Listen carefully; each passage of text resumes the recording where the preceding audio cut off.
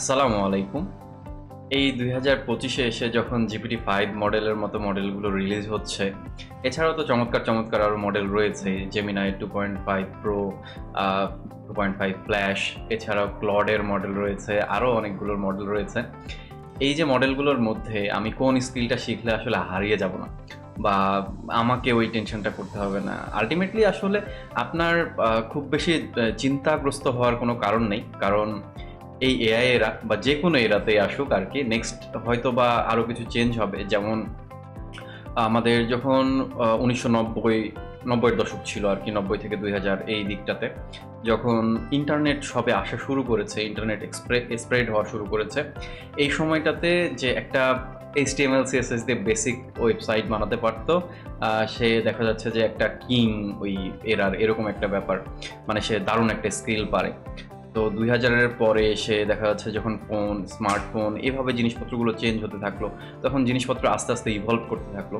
এখন এমন একটা পর্যায়ে এসেছে দেখা যাচ্ছে যে কিছু পর্যন্ত 1 মিলিয়ন কনটেক্সট উইন্ডো পর্যন্ত আমরা যদি কোনো কিছু বিল্ড করতে চাই, তাহলে সেটা এআই দিয়ে আমরা বিল্ড করে নিতে পারছি। এরকম মডেল আমাদের কাছে অ্যাভেলেবল রয়েছে।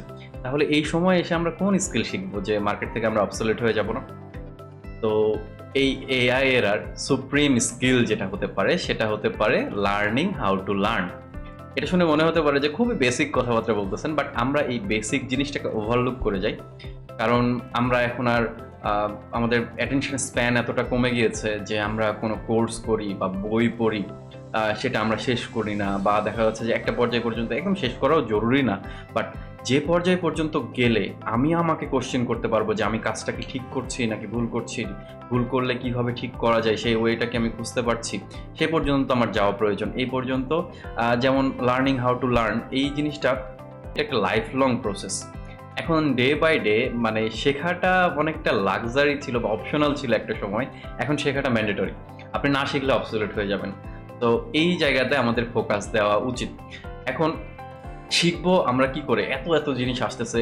সো আসলে ঘটনা কি? আপনার কাছে প্রত্যেকটা উইকে একটা করে নতুন স্কিল এক্সপ্লোর করা সম্ভব। পুরোটা শিখে মাস্টার করা সম্ভব না, বাট এক্সপ্লোর করা সম্ভব। 20 hours is more than enough. আপনি যদি সপ্তাহে ৫ দিন ৪ ঘন্টা করে দেন নতুন কিছু শেখার জন্য, সো আপনি নতুন ওইটা সম্পর্কে একটা মোটামুটি সম্যক ধারণা রাখতে পারবেন। তো এখনকার এই এরাতে আপনার কুইকলি লার্ন করতে হবে, কুইকলি এপ্লাই করতে হবে। আর এটাকে আমরা বলতেছি যে অ্যাডাপ্টিং কুইকলি। সো এই এরার সবচেয়ে বড় পাওয়ার অ্যাডাপ্টিং কুইকলি। এখন যে GPT-5 এসছে, ও কি, কি কাজ করতে পারছে, আপনার তো আর ওই কাজগুলো গাধার মতো খেটে করার দরকার নেই। আপনি তাকে সুন্দরভাবে প্রম্পট দিলেন, সুন্দরভাবে অ্যান্সার করলো। আপনি ওটাকে আরেকটু রিটিউন করলেন, রিফাইন করলেন। করার পরে আপনার যে কাঙ্ক্ষিত রেজাল্টটি সেটি দিয়ে ফেললেন। এটি শিখলেন। কথা হচ্ছে আমরা কি শুধুমাত্র এই যে ইউজেস বা কনজিউমার লেভেলে পড়ে থাকবো, নাকি এইটা বিহাইন্ড দ্য সিন কিভাবে কাজ করছে সেটা আস্তে আস্তে বুঝতে বুঝতে একটা পর্যায়ে এসে হয়তো বা আমরা ওইটার বিহাইন্ড দ্য সিনের যে ওয়ার্কিংগুলো সেগুলোকে আমরা করতে পারবো।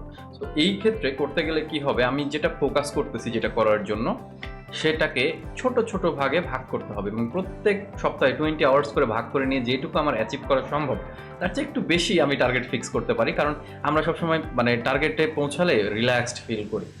মানে লাইফে যে রিল্যাক্সেশন থাকবে না তা না, বাট একটা ফিক্সড টাইম থাকা দরকার যেখানে আমরা পড়াশোনা করব, যেখানে আমরা আরেকটা স্কিলের দিকে টার্গেট করে এগিয়ে যাব। এই জিনিসটা করা দরকার। আদারওয়াইজ আমাদের খুব ভালো ওয়ে নাই যেটা দিয়ে আমরা খুব ভালোভাবে এক্সেল করতে পারি বা অবসোলিউট না হয়ে মার্কেটে থেকে যেতে পারি। থ্যাঙ্কস টু মেজো ভাই, লাস্ট 1 মান্থ হচ্ছে আমাকে বেশ ভালো একটা R&D এর সুযোগ দিয়েছেন উনি। অ্যান্ড এই সুযোগটা থেকে আমি এইটুকু বলতে পারি যে লাস্ট 1 মান্থে আমি যে পরিমাণ R&D করেছি, লাস্ট 1 মান্থ আগের আমার যে মাইন্ডসেট বা ইয়ে ছিল সেটা অনেকটাই চেঞ্জ হয়ে গেছে। মানে এটা খুব স্বাভাবিক। কারণ আমরা একটা মোবাইল ফোন নেওয়ার পরও সেখানে সিকিউরিটি প্যাচ আপডেট আসে, সেখানে UI আপডেট আসে, ওএস আপডেট আসে, এত কিছু আপডেট হয়। হিউম্যান বিইং হিসাবে আমরা নিজেদের আপডেট তেমন একটা করি না। সো এরকম R&D করতে, করতে যে আমার স্পিড ছিল বা আপডেট করার, সেই স্পিডটা লাস্ট 1 মান্থে অনেক বেশি এক্সেল করতে পারছি আমি। কারণ অনেক বেশি জিনিসপত্র এক্সপ্লোর করার সুযোগ পেয়েছি, সেটা নিয়ে কাজ করার সুযোগ পেয়েছি। সেটাকে অ্যাপ্লাই করে ভুল হয়েছে সেটাকে ঠিক করেছি, ঠিক করার সুযোগ পেয়েছি। আবার অনেক জিনিসপত্র করার পরে কেন কাজ করছে এটাও আমি বুঝতে পারিনি, তখন ওইটা বোঝার জন্য ডিপ ডাইভ করার সুযোগ পেয়েছি। So it's a blessing actually. Time যদি ভালো মতো ইউজ করা যায়, টাইম ইজ এ ব্লেসিং। তো এই জিনিসটা এখন আমরা যদি বলি যে মানে লার্ন করলাম যে কোনো একটা নলেজ তাইলেই কি হয়ে গেল?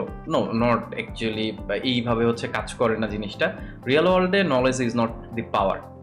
Knowledge has the power to be converted into power. Actually knowledge has the potential. মানে আপনি নলেজ থেকে পাওয়ারে এটাকে কনভার্ট করতে পারবেন কিভাবে? আপনি যে কিছু একটা শিখলেন সেটা রিয়েল ওয়ার্ল্ডে আপনি প্লেস করলেন, মানে একটা ভ্যালু প্রোভাইড করলেন। এটা যদি রিয়েল ওয়ার্ল্ডের মানুষদের, বিজনেসের হোক বা যে কোনো মানুষের জন্য হোক, সেটা যদি কোনো ভ্যালু প্রোভাইড করে তাহলে আপনার নলেজটা পাওয়ার। আদারওয়াইজ ওই নলেজ দেখা যাচ্ছে যে এরকম নলেজ অনেক আছে পৃথিবীতে, আপনি নিজেই জীবনে এত কিছু শিখছেন যে যেটা আর কখনো অ্যাপ্লাই করা হয়নি, ওইটার আসলে কোনো ভ্যালু রিয়েল ওয়ার্ল্ডে খুঁজে পাওয়া যায় না। ঠিক আছে, আপনি জানেন আপনার জ্ঞান গাম্ভীর্য অনেক বেশি, আপনি জ্ঞান গরিমা নিয়ে থাকতে পছন্দ করেন, সেটা থাকা গেল, সমস্যা নেই। বাট রিয়েল ওয়ার্ল্ডে আপনার নলেজটাকে কনভার্ট করে এমন একটা জিনিসে কনভার্ট করতে হবে যেটা রিয়েল ওয়ার্ল্ডের আপনার আশেপাশের পিপল বা দেখা যাচ্ছে যে ওয়ার্ল্ড পিপল, আপনি যতটা বড় সার্কেল করতে পারেন ভ্যালু প্রোভাইডারের জন্য, আপনার নলেজটা ততটাই পাওয়ারফুল। আশা করি আমি বোঝাতে পেরেছি এই ছোট্ট ভিডিওটাতে যে আমাদের জন্য শেখাটা কতটা গুরুত্বপূর্ণ আসলে।